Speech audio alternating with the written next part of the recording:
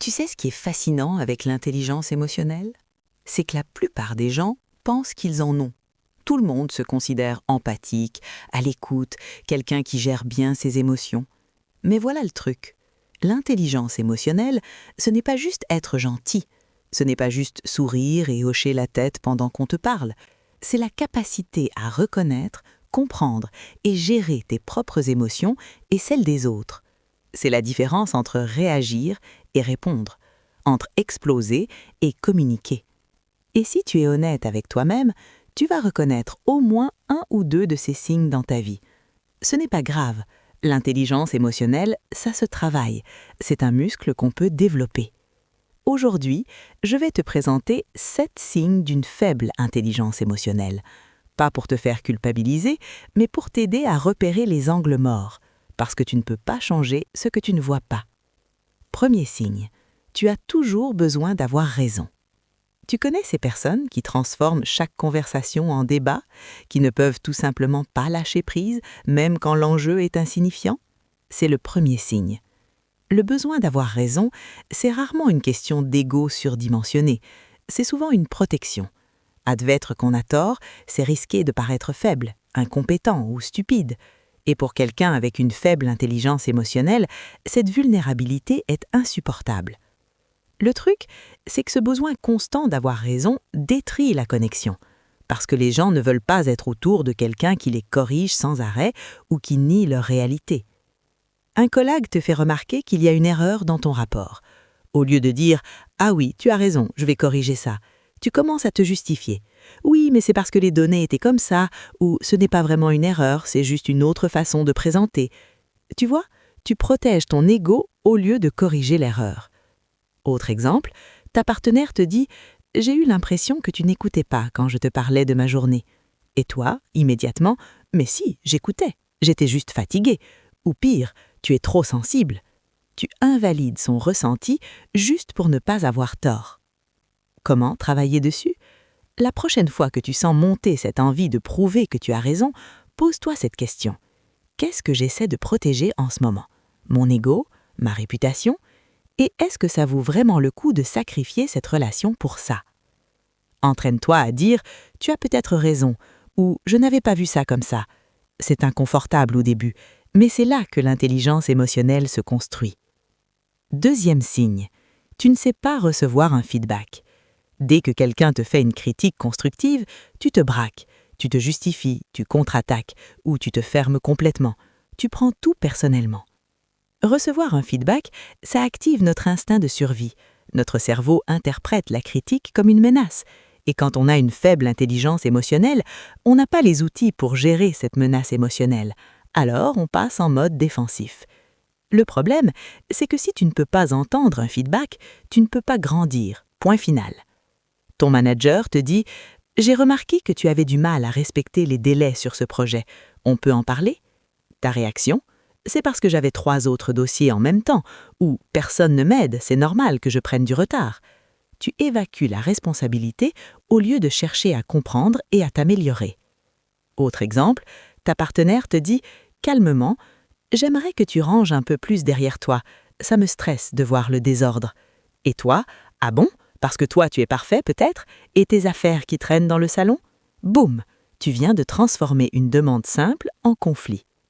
Comment travailler dessus?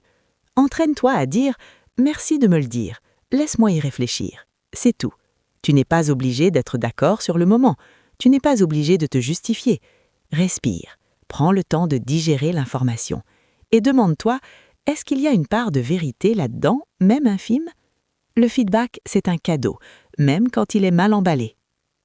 Troisième signe, tu réagis au lieu de réfléchir. Tu es impulsif dans tes réactions émotionnelles. Quelqu'un dit quelque chose qui ne te plaît pas, tu claques la porte, tu lances une pique ou tu deviens glacial. Pas de pause, pas de réflexion, juste de la réactivité pure. C'est ce qu'on appelle le séquençage émotionnel. Quand on a une faible intelligence émotionnelle, il n'y a pas d'espace entre le stimulus et la réaction. Quelqu'un te déclenche et boum, tu réagis. Le truc, c'est que cette réactivité fait des dégâts. Les mots qu'on dit dans la colère, on ne peut pas les reprendre. Les portes qu'on claque, elles laissent des traces. Un collègue te fait une remarque en réunion. Au lieu de répondre calmement, tu répliques sèchement devant tout le monde, ou tu t'enfermes dans ton bureau en boudant, ou tu envoies un email passif-agressif 10 minutes après. Tu viens de pourrir l'ambiance pour toute l'équipe. Autre exemple, ta partenaire rentre stressée du travail et te parle un peu sèchement.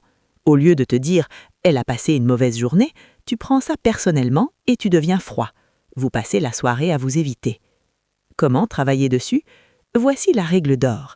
Avant de répondre, respire 3 fois. Ça te semble trop simple? C'est pourtant ça qui crée l'espace entre le stimulus et ta réponse. Demande-toi, qu'est-ce que je ressens vraiment en ce moment? Pas qu'est-ce qu'il ou elle me fait, mais qu'est-ce que moi je ressens? Colère, blessure, honte, peur? Une fois que tu nommes l'émotion, tu reprends le contrôle et tu peux choisir comment répondre au lieu de simplement réagir.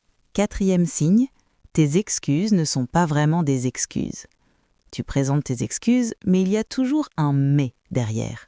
« Je suis désolée, mais… » ou « Excuse-moi si tu l'as mal pris, mais… » Tu changes les faits, tu minimises ton rôle ou tu renverses la situation pour être la victime. S'excuser vraiment, c'est accepter la responsabilité. C'est admettre qu'on a fait du mal à quelqu'un. Et pour quelqu'un avec une faible intelligence émotionnelle, c'est insupportable, parce que ça demande de la vulnérabilité. Alors, on dilue l'excuse, on se protège, on esquive. Tu as oublié d'envoyer un document important à un client, ton excuse « Je suis désolée, mais j'avais tellement de choses à faire. Et puis, personne ne m'a relancé. Si on m'avait rappelé, je l'aurais fait. » Tu vois le problème? Tu n'assumes pas, tu rejettes la faute. Autre exemple, tu as blessé ta partenaire avec une remarque. Au lieu de dire « Je suis désolée, j'ai dit quelque chose de blessant », tu dis « Excuse-moi si tu l'as mal pris, ce n'était pas mon intention. » Traduction, ce n'est pas moi le problème, c'est toi qui es trop sensible. Comment travailler dessus? Une vraie excuse, c'est 3 choses. Premièrement, reconnaissance. J'ai fait ça. Pas d'esquive, pas de « mais ». Deuxièmement, impact. Et je vois que ça t'a fait du mal ou ça a créé un problème. Troisièmement, réparation. Voilà comment je vais corriger ça. C'est tout. Pas de justification, pas de renversement de situation. Entraîne-toi à dire « Je suis désolée, j'ai merdé. Comment je peux réparer ça ?» Et c'est là que tu verras la différence dans tes relations. 5e signe, tu ne respectes pas les limites émotionnelles. Tu ne captes pas les signaux quand quelqu'un dit stop. Tu insistes pour qu'on te parle quand la personne a besoin de temps. Tu partages trop vite, ou tu déballes toutes tes émotions sur quelqu'un sans lui demander s'il a la capacité de les recevoir. Quand on a une faible intelligence émotionnelle, on ne régule pas bien nos propres émotions. Alors on les déverse sur les autres. On cherche à se soulager même si l'autre n'est pas disponible. Et c'est un peu sournois parce qu'on se dit « mais je partage, je suis authentique ». Oui, mais sans discernement, l'authenticité devient envahissante. Un collègue te dit « écoute, là j'ai vraiment besoin de me concentrer, on peut en parler plus tard ?» Mais toi tu continues « non mais attends, juste une chose » et tu lui racontes ta vie pendant 15 minutes. Tu viens de violer sa limite.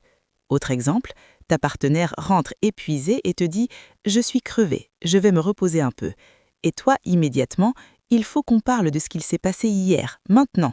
Tu ne respectes pas son besoin d'espace parce que ton besoin de clarifier les choses est plus urgent. Comment travailler dessus? Avant de partager quelque chose d'émotionnellement chargé, pose cette question. Est-ce que tu as de l'espace pour en parler maintenant? Ça change tout, parce que tu donnes à l'autre le choix. Tu respectes sa capacité émotionnelle.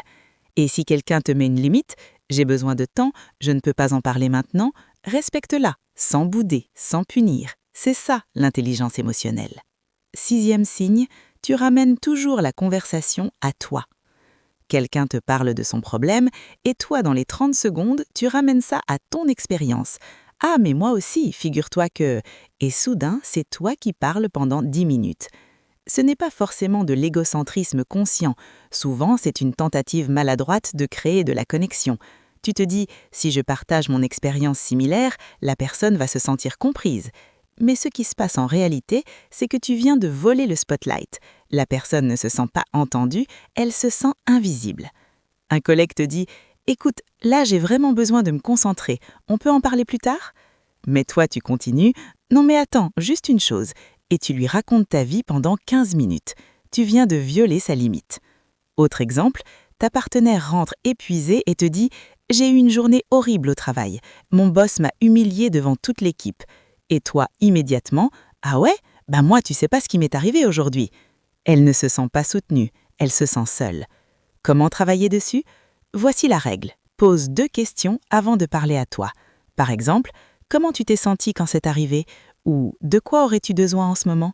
Et même si tu as envie de partager ton expérience, demande d'abord: est-ce que tu veux que je te raconte comment j'ai géré une situation similaire ou tu as juste besoin que je t'écoute? Parfois, les gens ont juste besoin d'être entendus. Pas de conseils, pas d'histoire, juste d'être écoutés. 7e signe, tu fuis l'inconfort émotionnel.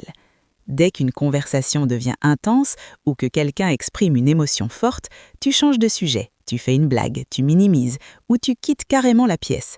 Les émotions intenses nous rendent inconfortables, surtout si on n'a jamais appris à les gérer.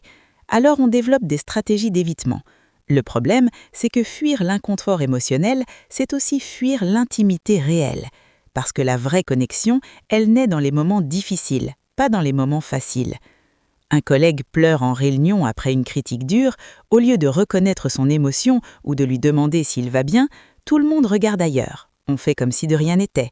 On passe au point suivant de l'ordre du jour. On marche sur des œufs parce qu'on ne sait pas gérer l'émotion. Autre exemple, ta partenaire commence à pleurer pendant une dispute, au lieu de rester avec elle dans ce moment difficile, tu dis « Bon, écoute, on en reparlera quand tu seras calmé » et tu quittes la pièce. C'est une stratégie de sortie. Tu protèges ton confort personnel au détriment de la connexion. Comment travailler dessus? La prochaine fois que tu sens monter l'inconfort face à l'émotion de quelqu'un, respire, reste, ne fuis pas. Tu peux dire « Je vois que c'est difficile pour toi, je suis là ».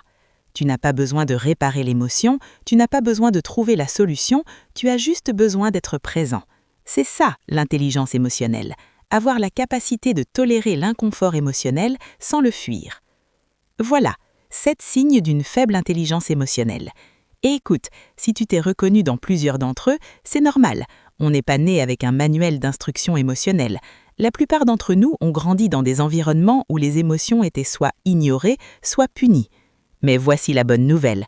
L'intelligence émotionnelle, ce n'est pas un trait de personnalité figé, c'est une compétence. Et comme toute compétence, ça se travaille, ça se muscle.